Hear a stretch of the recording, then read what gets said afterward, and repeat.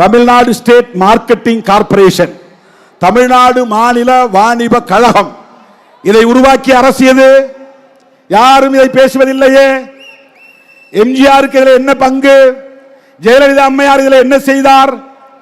இன்றைக்கு ஆட்சி பொறுப்புக்கு வந்திருக்கிற திராவிட முன்னேற்ற கழக தலைவர் ஸ்டாலின் அவர்கள் வந்த பிறகா இந்த மதுக்கடையை திறந்தார் என்ற கேள்வியும் எழுகிறது. நான் டிஃபெண்ட் பண்ணி பேசவில்லை.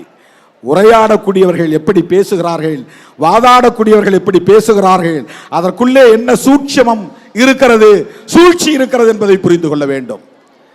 பேசக்கூடியவர்கள் யாரும் எம்ஜிஆர் காலத்திலே மதுக்கடைகள் ஏலம் விடப்பட்டன.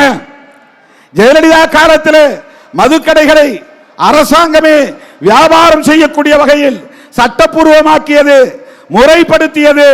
அது தொடர்கிறது, தொடர்ந்து கொண்டே இருக்கிறது. அது தொடரும் போது மு.க. ஸ்டாலின் முதல்வராகி இருக்கிறார். இவர் உருவாக்கவில்லை, இவர் புதிதாக திறக்கவில்லை. மூட வேண்டும். நான் அவரை தனியே சந்தித்த போது சொன்னார், எனக்கு என்ன மூடக்கூடாது நான் நினைக்கிறேனா? மூடணும் தான் நானும் நினைக்கிறேன். பதறி போய் சொன்னார். இப்படி எல்லாம் ஊடகங்களில் பேசுகிறார்களே, உங்கள் கட்சியை சார்ந்தவர்களும் பேசுகிறார்களே, மூட வேண்டும் என்றுதான் எனக்கும் பதைப்பு இருக்கிறது. ஆனால் நிர்வாக நடைமுறை சிக்கல்கள் இருக்கின்றன, பார்ப்போம். நான் அதை மனதிலே வைத்துக் கொள்கிறேன். அதன் பிறகுதான் ஒரு கூட்டத்திலே, மண்டலவாரி செயற்குழு கூட்டத்திலே பேசும்போது நான் சொன்னேன், திராவிட முன்னேற்ற கழக அரசு இந்த மதுக்கடைகளை துணிந்து மூடினால் வருகிற 2026 சட்டமன்ற தேர்தல் வருவதற்கு முன்னதாக இந்த மதுக்கடைகளை திமுக அரசு மூடினால் திமுகவே மீண்டும் ஆட்சிக்கு வரும். அந்த சூழல் தமிழ்நாட்டிலே இருக்கிறது என்று நான் சொன்னேன். அதற்கு என்ன காரணம்? திமுக ஆட்சிக்கு வர வேண்டும் என்பதல்ல நோக்கம். திமுக ஆட்சிக்கு வருவோம் என்கிற வாய்ப்பை பயன்படுத்தியாவது திமுக அரசு இந்த மதுக்கடைகளை மூட வேண்டும் என்பதுதான் நம்முடைய நோக்கம். உங்களுக்கு என்ன லாபம் என்று கேட்டார்கள். மதுக்கடைகளை மூடினால் அது சிறுத்தைகளுக்கு லாபம். மதுக்கடைகள் மூடப்பட்டால் அது சிறுத்தைகளுக்கான வெற்றி. மதுக்கடைகள் மூடப்பட்டால் மக்களுக்கு நலம் பயக்கும்.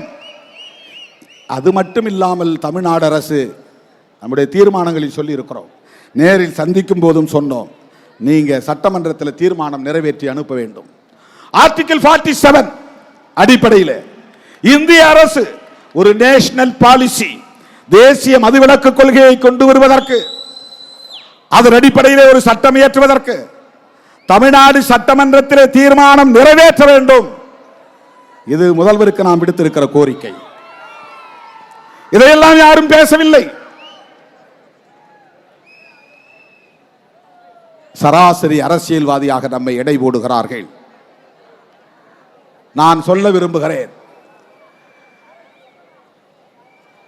ஒருவேளை தேர்தல் அரசியலே வேண்டாம், பெரியாரை போல, ஐயா வைகுண்டரை போல மக்கள் நலம் காக்கிற ஒரு சமூக இயக்கமாகவே நடத்தவும், அப்படி ஒரு இயக்கத்தை வழிநடத்தவும் கூட திருமாவளவன் தயாராவானே தவிர முன்வைத்த காலை ஒருபோதும் திருமாவளவன் பின்வைத்ததில்லை, பின்வைக்க மாட்டான்.